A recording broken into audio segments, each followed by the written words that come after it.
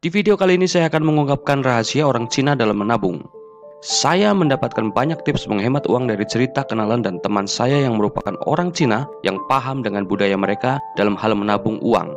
Dan saya ingin membagikan kepada kalian hari ini. Fakta yang paling mencengangkan tentang masyarakat Cina adalah bahwa di Cina tingkat tabungan kotornya mencapai 46,7% pada Desember 2022. Artinya, untuk setiap $100 yang mereka hasilkan, mereka akan menghemat sekitar $47 dari jumlah tersebut. Berbeda dengan negara kita yang sangat fokus pada budaya konsumtif, tingkat tabungan kita, orang Indonesia, biasanya antara 2-3% menurut data, dan itu angka yang sangat kecil. Jadi, apa alasan kesenjangan yang besar ini? Dan ini adalah sesuatu yang akan kita bicarakan di sini. Jadi, mengapa orang Cina sangat pandai menabung? Pertama, ini jelas merupakan budaya. Bagi kita sebagai orang Indonesia, kita selalu diperdaya oleh berbagai tawaran penjualan, diskon kayak diskon pakaian sebesar 80%, diskon barang-barang elektronik, opsi-opsi keuangan seperti uang muka KPR atau cicilan mobil atau motor yang rendah. Dan bahkan kita selalu tertekan saat dipaksa harus mengimbangi gaya hidup tetangga-tetangga kita. Alasan dari ini semua sebenarnya berasal dari masa penjajahan Belanda dan Jepang. Bukan berarti saya menyalahkan masa lalu, tapi budaya itu diakui atau tidak berasal dari zaman itu. Pada saat itu, orang akan dianggap lebih baik dari orang lain jika kita benar-benar mampu bergaya hidup konsumtif. Kita terafiliasi dengan budaya feodalisme di mana kita berlomba-lomba, berkompetisi untuk menjadi lebih baik, lebih unggul, dan bahkan senang saat kita melihat orang lain status sosialnya ada di bawah kita. Masih ingat pelajaran sejarah dengan kultur stelsel dan kultur percentage, di mana komisi akan diberikan pada pembebas lahan untuk lahan tanam paksa. Sejak saat itu, budaya kita mulai bergeser dari budaya Nusantara menjadi budaya feodalisme. Budaya yang menindas yang lemah dan berusaha menonjolkan diri lebih dari orang lain, sehingga budaya konsumtif dianggap menjadi tren menaikkan status sosial seseorang. Dan pada saat kita baru merdeka saat itu, pemerintah berusaha menggenjot pendapatan dalam negeri untuk kemajuan ekonomi negara kita, dengan menghidupkan perdagangan dan budaya konsumtif menjadi hal yang tak terelakkan. Di negara Cina, hal itu sangat berbeda. Mereka sangat menekankan penghematan uang karena arti penting dari uang bagi mereka dan juga masalah demografi negara mereka. Kalian juga akan menemukan keengganan besar untuk menganggarkan biaya pengeluaran untuk membeli barang-barang di Cina. Seringkali orang Cina pada saat mau membeli barang-barang, mereka lebih suka membeli secara tunai daripada membiayainya dengan cara berhutang. Sekarang mari kita bahas alasan mengapa orang Cina menghemat uang, karena menurut saya itu sangat menarik. Karena jika kalian memahami dengan baik mengapa orang Cina suka sekali menabung uang, itu akan dapat membantu kalian mempunyai alasan yang kuat dan mampu untuk menabung uang juga. Jadi alasan pertama mengapa orang Cina ingin menghemat uang adalah arti dari uang itu sendiri dan apa artinya hal tersebut bagi mereka. Jadi ketika masih anak-anak, orang Cina diajari sejak usia dini bahwa menabung adalah suatu kehormatan. Anak-anak orang Cina seringkali mendapatkan uang dari amplop merah saat tahun baru Imlek dan ulang tahun yang biasanya disebut angpau. Dan mereka seringkali dinasehati oleh orang tuanya bahwa angpau mereka itu diminta untuk ditabung. Uang dari angpau tersebut mereka anggap sebagai uang keberuntungan. Uang sangat penting bagi orang Cina, sehingga mereka bahkan memiliki ungkapan selama liburan tahun baru Imlek yang mereka ucapkan bukan mengucapkan selamat tahun baru, mereka mengatakan sesuatu yang lain. Menurut Ronnie Cheng, komedian Cina, mengatakan bahwa saat tahun baru Imlek, ketika mereka bertemu, cara mereka saling menyapa adalah dengan mengucapkan Gong Xi Fat Cai atau Gong Hei Fat Choi dalam bahasa Kanton. Artinya, semoga kamu menjadi orang kaya, dan itu memang benar adanya. Kalian juga bisa melihat akan pentingnya arti uang dalam cara orang-orang di komunitas orang Cina memperlakukan orang yang memiliki banyak uang. Orang yang punya banyak uang di budaya mereka dianggap sukses di mata banyak orang, dan itu seringkali dipandang sebagai hal yang baik jika mereka mampu memiliki banyak uang. Alasan kedua adalah faktor demografi. Hingga tahun 2016, Cina sebenarnya memiliki kebijakan satu anak yang diterapkan pada akhir tahun 70-an dan 80-an untuk membendung kelebihan populasi, dan itu berarti bahwa setiap keluarga hanya boleh mempunyai satu anak. Dan jika memiliki lebih dari satu anak, mereka bisa kena denda oleh negara. Dan jika mereka tidak membayar denda tersebut, rumah tangga mereka tidak akan bisa mendaftarkan nama anak kedua mereka. Jadi anak kedua mereka tidak akan berhak mendapatkan layanan kesehatan dan layanan lainnya seperti pendidikan. Jadi wajar saja jika kebijakan satu anak ini menyebabkan penurunan tajam jumlah bayi baru lahir di negara itu. Dan mereka juga menerapkan pilihan aborsi berdasarkan jenis kelamin. Di Cina biasanya lebih penting memiliki anak laki-laki daripada anak perempuan, karena anak laki-laki biasanya mewarisi nama keluarga dan juga harta benda mereka. Jadi seperti yang kalian ketahui bahwa banyak orang Cina menggunakan kontrasepsi sedemikian rupa sehingga mereka menghindari ledakan kelahiran anak perempuan dan mencoba mengoptimalkan kelahiran anak laki-laki. Dan dengan kontrasepsi tersebut membuat populasi di Cina memiliki lebih banyak populasi laki-laki dibandingkan perempuan, dan seiring berjalannya waktu, kondisi terburuknya adalah saat angka kelahiran dari 122 anak laki-laki berbanding dengan 100 perempuan yang dilahirkan.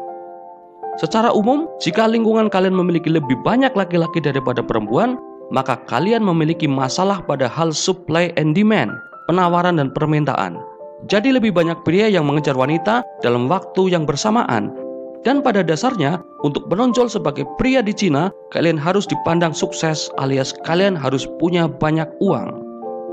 Hal lain mengenai kebijakan satu anak di Cina adalah karena keluarga tersebut hanya memiliki satu anak, itu berarti orang tua mereka dapat menghemat lebih banyak uang karena mereka tidak harus memikirkan untuk menafkahi banyak orang, sehingga mereka dapat semacam kena pukulan ganda dengan kebijakan satu anak ini, dan membuat orang tua di Cina tidak perlu mengeluarkan banyak uang.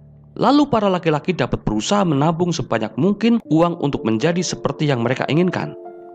Alasan lain untuk menabung bagi orang-orang Cina adalah tidak ada jaminan pensiun, tidak ada IRA, aturan alokasi dana untuk lingkungan bersih, tidak ada rekening pensiun yang dapat disumbangkan oleh masyarakat Cina, melainkan mereka harus mengikuti apa yang disebut sistem pensiun. Namun hal ini membuat masih banyak orang Cina yang khawatir bahwa sistem pensiun ini masih belum cukup layak untuk membiayai pelayanan kesehatan, biaya pendidikan, dan biaya hidup pensiun mereka sendiri. Jadi inilah beberapa alasan intrinsik mengapa orang Cina suka menabung. Mari kita bahas rahasia menabung uang ini di video kali ini. Rahasia utama kenapa orang Cina pandai menabung adalah bahwa ide ini bukanlah sesuatu yang gila. Hanya saja mereka sudah memperhitungkan setiap rupiahnya. Dalam hal khusus, biasanya orang Cina akan selalu tahu kemana perginya uangnya setiap saat. Dan ada sistem penganggaran khusus yang dapat membantu kalian dalam hal ini. Di Amerika dan di negara-negara barat disebut sistem penganggaran berbasis nol, yang merupakan metode di mana kalian menganggarkan belanja setiap rupiah hingga akhir dari pendapatan uang kalian, sehingga jumlah yang tersisa pada tiap bulan sama dengan nol. Itu berarti penghasilan kalian akan dikurangi berbagai pengeluaran kalian sama dengan nol di akhir bulan. Pengeluaran dalam hal ini juga termasuk tabungan, investasi, melunasi hutang, dan lain-lain. Mari kita bayangkan jika kalian menghasilkan 10 juta rupiah sebulan dengan anggaran nol, maka dari 10 juta tersebut, kalian akan alokasikan untuk misal biaya sewa kontrakan, biaya kebutuhan pokok, makan di luar, biaya untuk peralatan, angsuran kredit, dan berbagai biaya lainnya harus dicatat secara detail. Bahkan juga, kalian harus mencantumkan untuk hal-hal lain yang biasanya lupa dicatat seperti uang yang kalian simpan, dana darurat, dana pensiun, biaya pendidikan anak, biaya transportasi, dan juga tabungan lain yang mungkin ingin kalian anggarkan untuk keinginan kalian di waktu mendatang. Kalian harus buat pada akhir anggaran menjadi 0 rupiah. Inilah dasar dari sistem anggaran nol, di mana semua rupiah dari pendapatan dan pengeluaran harus dihitung. Kalian bisa dengan mudah melakukan sistem anggaran ini di rumah. Tapi itu juga berarti kalian harus jujur dengan pengeluaran kalian sendiri.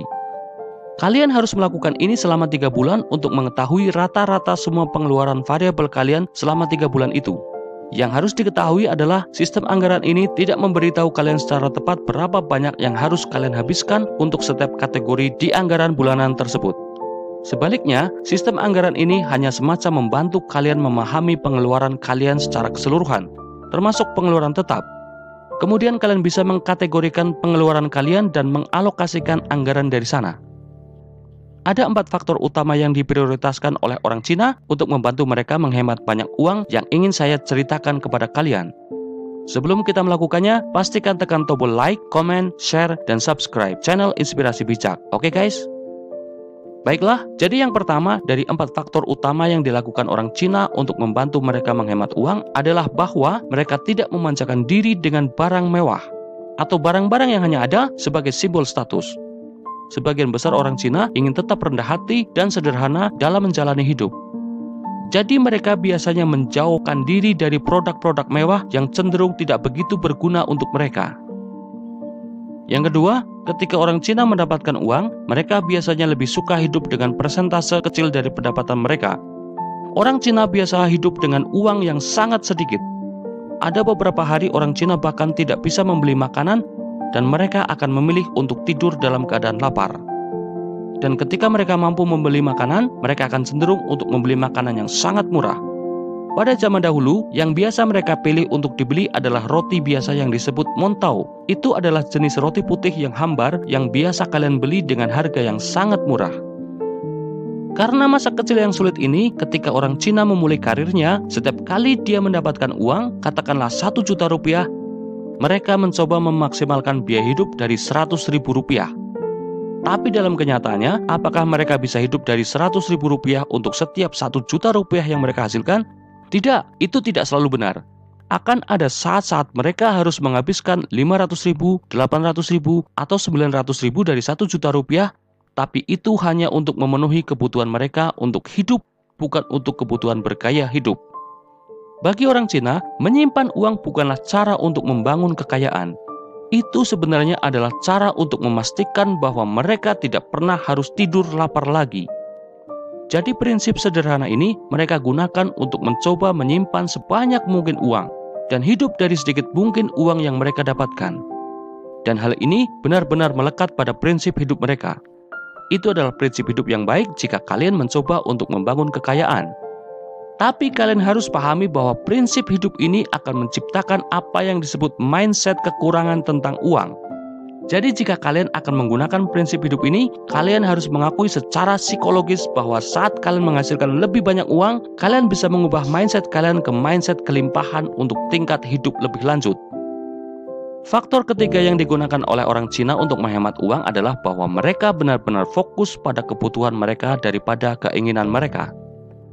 Jadi pelajaran bijak lain dari prinsip hidup mereka adalah bahwa jika kalian membutuhkan sesuatu yang kalian harus benar-benar menghabiskan uang untuk sesuatu yang kalian memang butuhkan itu, maka gunakanlah dan habiskanlah uang yang kalian punya, terutama jika berkaitan dengan kesehatan kalian. Jadi, jika kalian mempertimbangkan antara tinggal di rumah kontrakan yang ramai dan bising atau memilih hidup di lingkungan yang sepi dan nyaman, yang mungkin bisa membuat kalian lebih nyaman dan menjadi tetap sehat, maka pilih hidup di lingkungan yang sepi dan nyaman itu. Kalian bisa mengklasifikasikan hidup di lingkungan yang sepi dan nyaman itu sebagai suatu kebutuhan dengan alasan. Tentu saja, kalian tidak diharapkan membawa logika ini ke hal-hal yang ekstrim. Misalnya, semua orang membutuhkan pakaian, namun itu tidak berarti bahwa kalian harus membeli pakaian bermerek Gucci hanya karena pakaian itu lebih baik. Tapi, tekankan bahwa itu hanyalah alasan sebuah kebutuhan. Intinya adalah, kalian harus memiliki sikap masuk akal dengan pengeluaran kalian dan mampu membuat pilihan cerdas dan menghemat yang bisa kalian lakukan. Sehingga ketika datang pada keinginan-keinginan kalian, kalian masih bisa mengusahakan untuk bisa membelinya. Tapi pastikan bahwa kalian akan mendapatkan nilai yang benar-benar baik dari keinginan-keinginan itu. Maksudnya apa? Misalkan kalian ingin membeli sepatu mewah seharga 10 juta, dan katakanlah kalian benar-benar menginginkan sepatu itu, pastikan bahwa kalian bisa menggunakan sepatu itu untuk waktu yang sangat lama, sehingga biaya penggunaannya bisa ditolerisasi. Jika kalian bisa menggunakan sepatu itu selama 8 tahun, maka itu berarti kalian akan membelanjakan 10 juta rupiah itu tersebar selama 8 tahun penggunaan dan itu hanya keluar uang 3.500 rupiah seharinya. Mengeluarkan uang adalah hal yang tak terhindarkan. Setiap orang harus mengeluarkan uang pada saat dibutuhkan. Tapi pelajaran yang kalian peroleh adalah untuk bersikap masuk akal dan hemat dengan sebagian besar keputusan-keputusan kalian. Faktor terakhir adalah jika kalian mencoba untuk menghemat uang secara lebih efektif, orang Cina akan menyarankan pada kalian untuk tinggal di rumah dan makan di rumah. Katakan, tidak, kita punya makanan di rumah. Hal ini cukup umum bagi kebanyakan budaya kita. Kita tahu bahwa dengan makan di luar, kita menghabiskan banyak uang hanya untuk makanan yang lebih dari yang kita butuhkan. Di rumah, orang Cina akan tumbuh dewasa dan mereka mungkin akan pergi makan di luar sekali setiap 2 minggu. Mereka menganggap bahwa mengundang orang-orang untuk makan malam bersama adalah hal yang lebih baik dan itu adalah cara mereka bersosialisasi dengan keluarga-keluarga lainnya. Makan di luar sebagian besar hanya digunakan untuk acara-acara istimewa. Saya harap beberapa tips ini akan menginspirasi kalian untuk menghemat. Dan jika kalian mau mulai melakukannya, tolong beritahu saya di kolom komentar. Dan seperti yang dikatakan orang-orang Cina saat tahun baru, Gong Xi Fat Cai, yang berarti saya harap kalian menjadi kaya. Sampai ketemu lagi di video-video berikutnya. Tetap rendah hati, tetap bijak, dan sampai jumpa lagi Bijakers.